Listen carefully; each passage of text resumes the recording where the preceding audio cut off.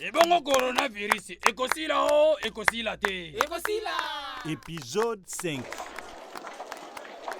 Tiens, nayebi te soki eza lolendo ya kimobali to ya kiingénieur nde ezosala yo. Soki te loba kaka ke makambo nyonso oyo mangole alobi eza ya lokuta. Tiens, na lobi bongo tiens, kasi na oyo nyonso alobi. Likambo ya sika eza wana tiens, neti alobi ke soki moto akosoli, esengeli akosola na coude to lipapu na ye. Soki moto akosoli na loboko, eke azali na coronavirus. Pe soki apesi moto mbote to asimbi eloko songolo to pakala, eke moto mosusu aye kosimba yango na sima. Ah, moto wana akolokota coronavirus. Pe abakisaki ke soki na kidiba moto yango ameki kosimba misu, zolo to ya ye monoko wana nde akotisi bokono na nzoto na ye. Lokuta to bosono.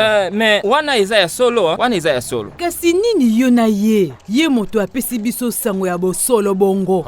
Ebongo ye moto ya liboso alobi yango. Kutu na babus, na banzela, bato nyonso balobaka yango. Oh chérie, Mangolé aza n'importe qui ten, aza corps médical pe chef des travaux na faculté ya médecine. Olingi obosana, mbala boni ya sungangai, tango na komaka kokanga mape mapamba pamba. Oh, nayebi, oui. Tolingaki kutu toteka mutuka na ngai po okende komisalisa na Afrique du Sud. Eke, soki lisungi ya Mangolé te, toyebi te, soki tolingaki tosuka wapi. Ah, oyebaka yango Oh, ebongo nga na wangani yango, kasi eza te ekomela ye habitude tango nyonso ayaka koteya te ya biso. Mikitisa mobali na ngai. Yepe, tongo barchitecte babebisaka kotonga ya immeuble ya ndeko na ye, si Mangolé ayaki kobondela yo osunga bango. E kasiko, omoni te bijou ya immeuble na tongela bango, ekoma soki moto nyonso aleki na balabala na bango, akumisaka batima wana. Oyo ngai ingénieur Kasika na tonga.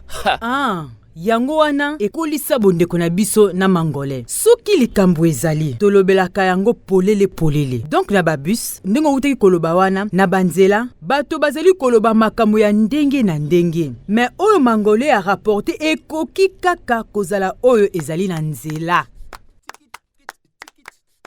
Bouti bongo kolanda eteni ya mitano ya manaka nini esila te boye. Manaka malengelami na lisanga Rodesi kelongo na nouvelle société civile congolaise na lisungi ya AB Communication. Polo kozoba épisode nyonso kene na YouTube koma nini eo sila te. Oko télécharger yango ya ofele. Toko kutana na eteni ekolanda. Ebongo coronavirus ekosila o ekosila te. Ekosila. Mota mapoko tokopesa te. Bitambula tokotika o tokotika te. Maboko na biso tokolave o tokolave te. Tomi batela tovana na bandako.